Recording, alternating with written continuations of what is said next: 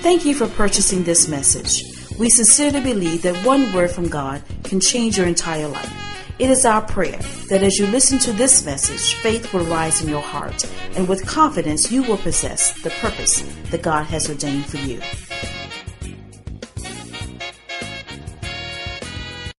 Go back to your prayer closet. Go back to your prayer closet. Go back to your prayer closet. So the prayer closet is a space that you create to have privacy and intimacy with God. That is in the physical. But there are other dimensions of the prayer closet that have to do with your mind and your heart. Look at somebody, tell them your mind. Tell them your mind. Tell them your heart. The Bible says that your body is the temple of the living God. God doesn't live in your flesh. He doesn't live in your soul, which is made up of your mind, your will, and your emotions. He lives in your spirit. Look at somebody, tell them God lives in your spirit.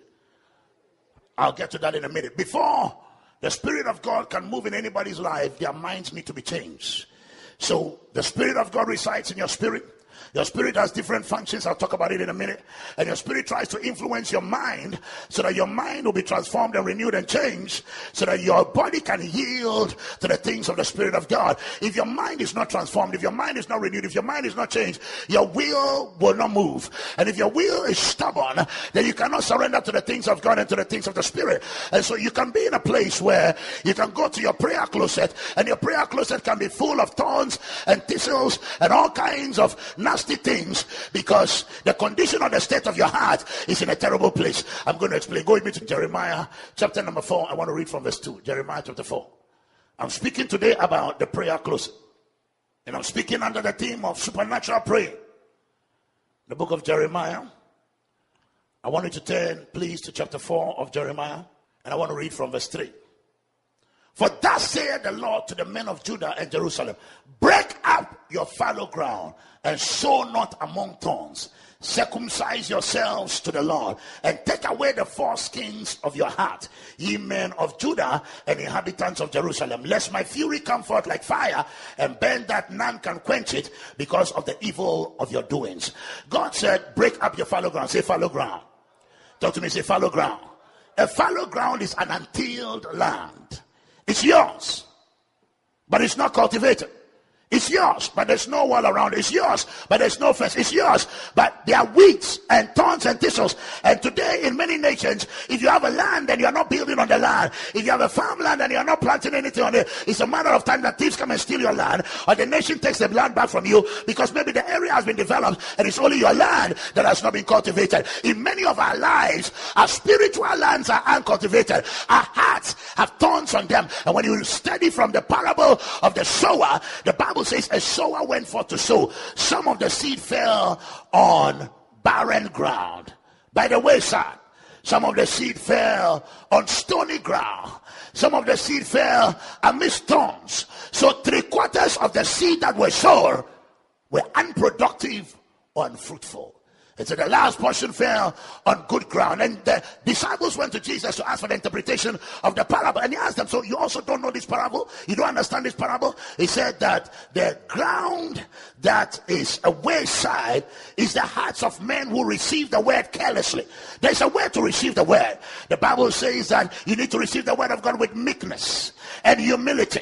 He said you need to put away superfluity of naughtiness so that you can receive with meekness the engrafted word that is able to save your soul. So if you don't receive the word of God in a particular way, by the time you get to the door, Satan is waiting to steal the word away. So many people come to church, and by the end of the service, you ask them, what did you hear? And they cannot remember. What scripture was quoted? They cannot remember, because the thief has stolen the word from their heart. That is one category of grounds. The second category of grounds is the stony ground. The stony ground is the heart that lacks understanding. It lacks understanding. So the Bible says when affliction and persecution arise because of the word, when you become a Christian, you will go through affliction. You will go through persecution. People are going to make a mockery of you. They are going to laugh at you because you just started going to church. They are going to laugh at you because you said you are converted. They're going to laugh at you because you said you speak in tongues. They're going to make a mockery of you. And when people don't have understanding, the Bible says that when affliction is sickness, disease, poverty, hardship, satanic attacks, anything that the enemy sends against you because of the word you have received, please understand that in the day you are illuminated, you come out of the kingdom of darkness into the kingdom of light. Immediately Satan sees you as a target, because now you are no longer under his control. You have now become a child of the king, a child of the living God, and Satan gets upset. So he does everything so that you can backslide and come back under his control. Today, in the name of Jesus, I declare a line is drawn. Many will come into the kingdom of God and they will not go back to the kingdom of the enemy. Their hearts will not be wayside hearts. Their hearts will not be stony grounds. Their hearts will be a fruitful ground. Put your hands together and give God praise. The kind of ground I want to talk about before I start wrapping up today is the heart or the ground that is full of thorns. Say thorny ground. Any field that is left uncultivated has weeds and thorns growing in there. And in such a field, you can't plant. If you want to plant in that kind of field, you need to weed it. You need to plow it. You need to dig it up. And then the ground can become conducive for a seed to go in, for water to come on, for sunshine and rain to come on, and then the seed can begin to germinate. In many places in the world today, the gospel is not going forward because the hearts of the church and the people in the church is hardened. They are uncircumcised hearts. Their hearts are hearts that have thorns and thistles that choke the word when the word begins to grow. The Bible says that the thorny ground, as Jesus interpreted it, was a heart that the cares of this life, the deceitfulness of riches, the lusts of other things entering in, choke the word. I'll take it again. 3 things. The cares of this life, the deceitfulness of riches, and the lusts of other things enter in and they choke the word. When the word of God begins to germinate in your life, before it bears fruit, you are going to be tempted. You are going to be tried. And the cares of this life, I'm too busy. I need to go to work. I need to do this. I need to do that. The cares of this life. Then the Bible says the deceitfulness of riches in this country and in many nations. Everybody's running after the dollar, either the pound or any currency. They don't have time for God. Don't have time for the prayer closet. Everybody is busy. But in the day of trouble, when they call unto God, they expect that God will drop everything and attend to them, even though they are too busy and too selfish to go to God, and their prayer closets are left dry. If you understand me up to now, put your hands together, give God praise. What is it that is taking your attention? The cares of this life, the deceitfulness of riches, the lusts of other things. They are choking the word. Please understand that there are certain things that if they are in your heart and they are not plucked out, you can never grow in the things of God. And those things will fight you in the prayer closet. Some people have a lot of warfare in the prayer closet because there are things in the heart. That is why Jesus said, when you pray, go into your closet, shut the door, and then begin to talk to your Heavenly Father.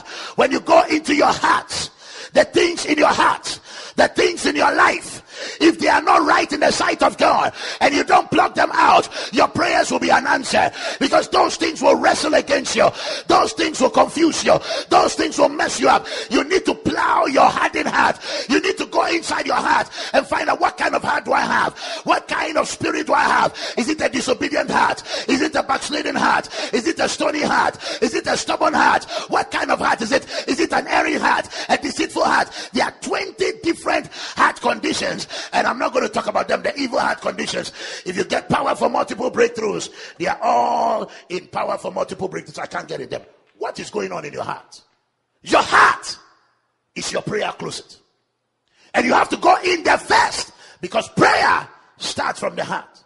So when you come to church and you lift up your hands and your physical prayer closet at home or wherever you pray is empty, you haven't been there There is no conviction of the wrong things you are doing. There's no conviction of sin. There's no conviction about how you relate with God in your prayer closet. That is a physical prayer closet, because your spiritual closet, which is your heart, has not been brought before God. Everything that is done in church is a waste of time. That is why we are looking for outward reward, and there is no reward, because something is going on in the prayer closet. There are things in our hearts that are fighting God. Moses went up to the mountain to pray. God said to him, I want you to go down at once. The people have erred. They have backslided. He said, no, the noise you are hearing is just a noise of joy. He said, no, I know what I'm talking about. I'm God. And I'm telling you, leave this place. Go down to the bottom of the mountain, because these people, they have moved away suddenly from my ways. Aaron had gone to create a golden calf. He got all the earrings, the bracelets, and the rings of the people, and he made an idol. And the people were laughing and dancing. And when you read the Bible says that they rose up to play. It's not just playing. And the Bible says God was so upset that he drove Moses out of his presence, and he said, go there, that the thousands die. And Moses asked, who is on the Lord's side? Today I want to submit to you that many of us have idols in our hearts. Your job can be your idol. There are many idols we have in our lives that are hindering us from entering our prayer closet. Whenever we go into our prayer closet, we are guilty. And instead of confessing the sin and repenting so that God can forgive us and cleanse us from all unrighteousness, the thing is a secret there. Nobody knows about it. That is why he said, go into the secret, shut the door, sort yourself out with God, and your Father who sees you in secret, he will be able to help you. Whatever secret is in your heart, God wants you to take care of business in the prayer closet, so that now he can come out and reward you openly. If you understand me up to now, put your hands together and give God praise. What is going on in your heart? When the prophet Samuel went to the house of Jesse, he wanted to anoint the firstborn of Jesse, and God said, prophet, don't fool with me. Don't miss it.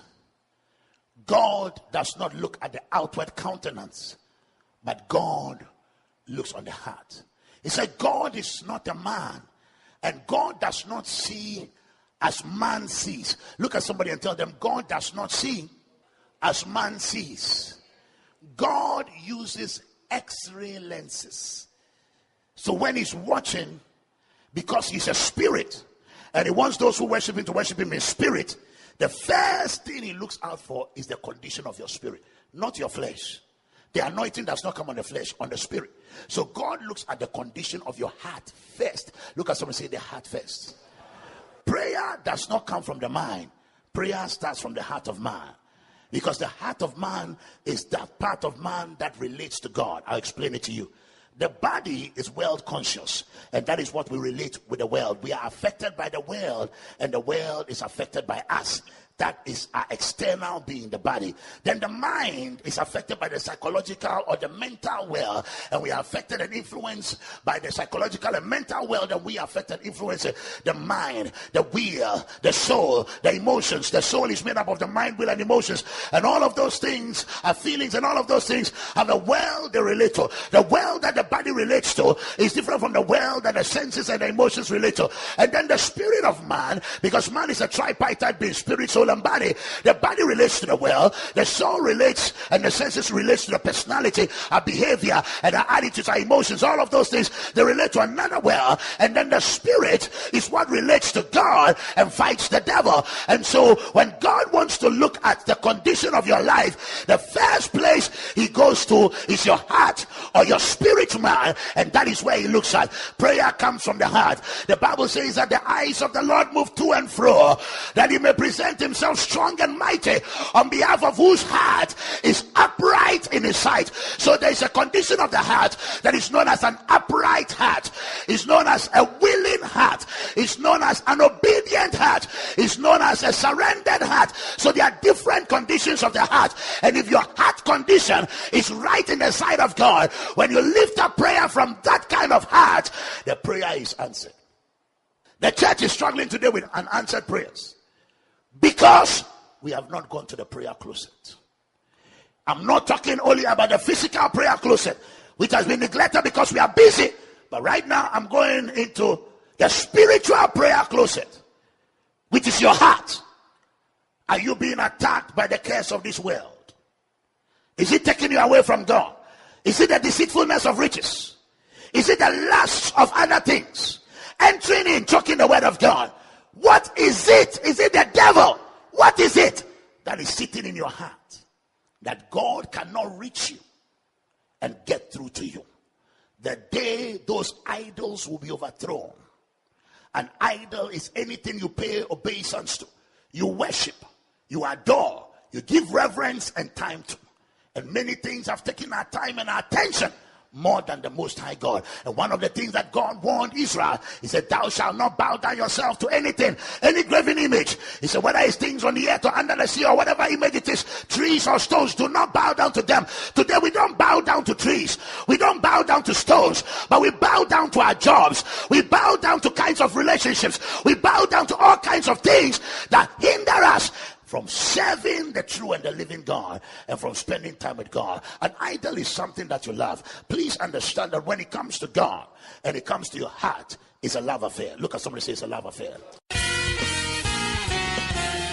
For more information about Bishop Senor Buller or Senor Buller Ministries, visit us online at www.senorbuller.org.